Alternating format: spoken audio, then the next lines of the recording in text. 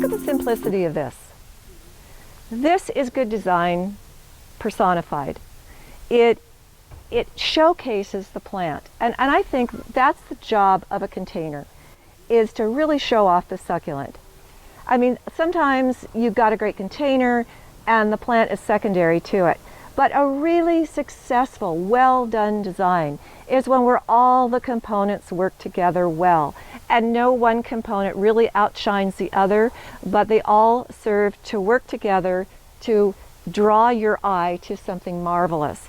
And this is a glass vase, no drainage.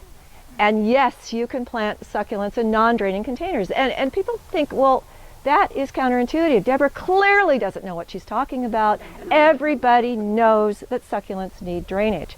Now, Noreen, how long has this been in this pot? It's been there about 5 years. Wow. 5 years? Yeah. Okay, how's that possible?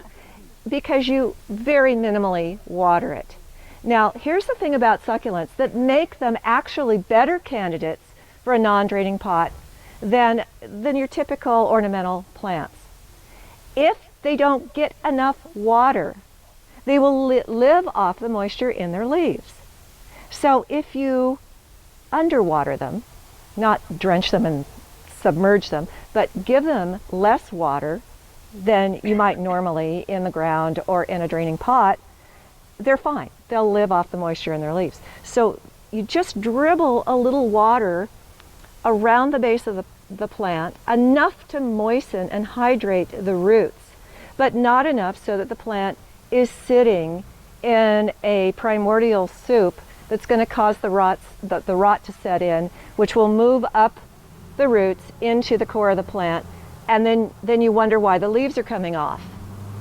I mean, a dead succulent will look pretty good for a long time, but pretty soon you notice that it's black in the core and the leaves are coming off. Who hasn't done that? Oh, people are raising their hands, and you haven't done that? Okay, everybody, it's unanimous. We've all done it. Okay.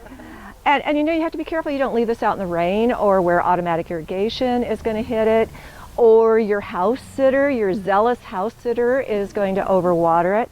But let's talk more about the design.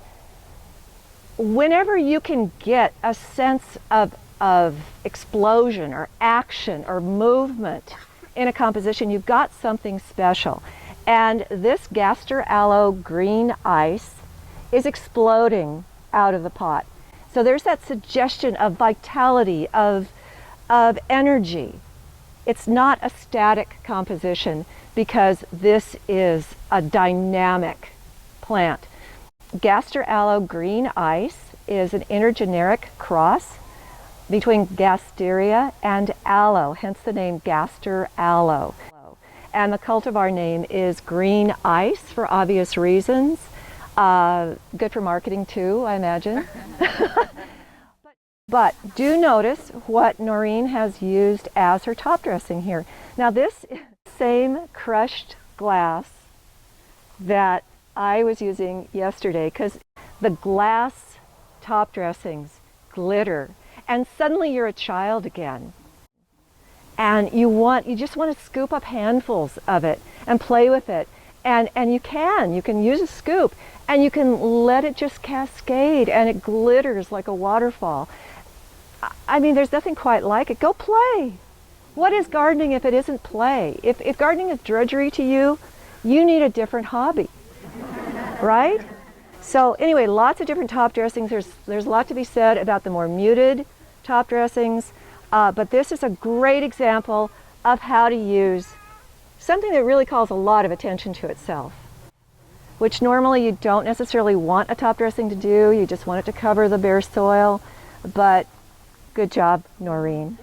Okay, so look for this and other cool designs on the Succulent Fanatics table. Beautiful.